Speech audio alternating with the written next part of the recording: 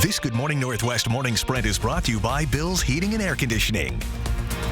All right, it's 6:52. That means it's time to get you ready for your Wednesday here in the morning sprint. More rain and cooler temperatures in store today. Mark will tell us what we can expect in his forecast. Yeah, but first, years of planning and coordination have led to the finished stadium in downtown Spokane. Let's get right to Ariel Drayton live in One Spokane Stadium with the exciting details. One Spokane Stadium will now serve as a sports venue, a event center, or even a concert venue, and so many more things. Coming up this week, you can expect some high school games to be played here at the stadium. Soccer will take place during the afternoon and football at night. Take a look at your screen for some details before you attend the game. Traditional concession and grab-and-go items will be available. You can also expect standard security. Guests can carry one clear 14 by 14 6-inch bag or a small clutch purse.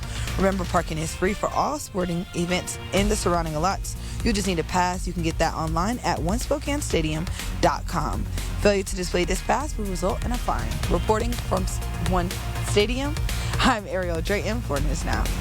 And of course, we've been covering this stadium since the beginning. They broke ground in November of 2021. And make sure you tune in tonight. We're dedicating a half hour of our newscast to its opening.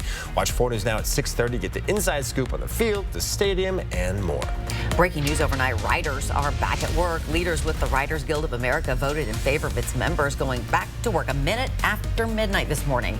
After 148 days of striking on the streets, WGA leaders unanimously voted in favor of their members getting back to work today. The tentative contract with the major studios includes pay hikes, stronger benefits, protections against the studio's use of artificial intelligence, and guarantees for streaming compensation. And more breaking news, North Korea says it will expel the U.S. soldier who crossed into the country through the heavily armed border between the Koreas in July. The North's official Korean Central News Agency said that authorities have finished their questioning of Private Travis King. It did not say when officials plan to expel him or where. A crash involving multiple cars blocked traffic overnight in Douglas County. Washington State Patrol says it happened on State Route 28 just outside of Wenatchee. The highway was fully blocked. WSP says 4 cars were involved. Only minor injuries reported. The highway reopened a little after midnight. Inland Power and Light is facing 2 lawsuits from people who say the company is responsible for starting that devastating wildfire in Spokane County last month. The Gray Fire destroyed more than 200 homes in the Medical Lake area. One lawsuit claims the fire was caused by an outdoor service light, which Inland Power maintains. The claim filed yesterday says that light was throwing sparks, which spread to grass in high winds. The suit says Inland Power did check on the light, but it was still malfunctioning on the day of the fire. A second lawsuit filed by a California law firm that specializes in fire litigation says Inland Power failed to inspect and remove nearby vegetation. It also claims the company's power lines are negligently designed and constructed. The Washington Department of Transportation is working to repair nearly half a mile of guardrails along I-90 that were damaged by the Gray Fire. As you see on this photo, it shows I-90 the night the fire started.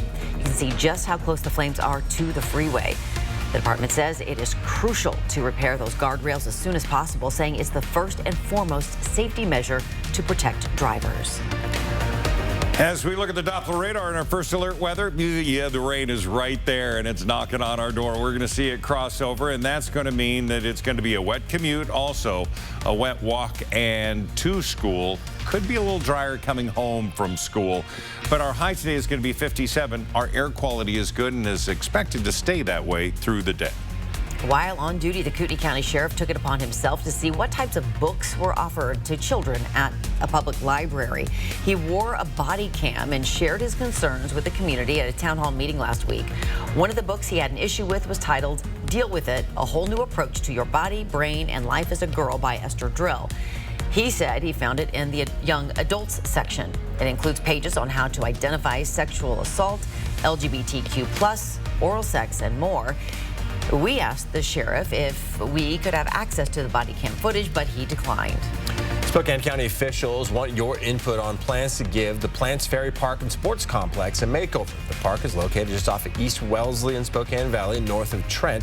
The Sports Facilities Advisory's master plan has multiple phases. The first phase focuses primarily on improved security, parking, and renovations to some of the fields. There is an open house you can attend tonight at 5:30 at the Center Place Regional Event Center on North Discovery Place. The Dutch Bros Coffee Stand at 4th and Freya reopened this morning. 2 years ago, a dump truck crashed into it, destroying the building and hurting 7 people. 2 employees were hospitalized. The stand's owner says it took 2 years of patience and hard work, but they decided to rebuild and reopen. If you stop by today, you can enjoy $1 off your drink. Dutch Bros will donate that $1 to the Martin Luther King Jr. Community Center. Back with weather next.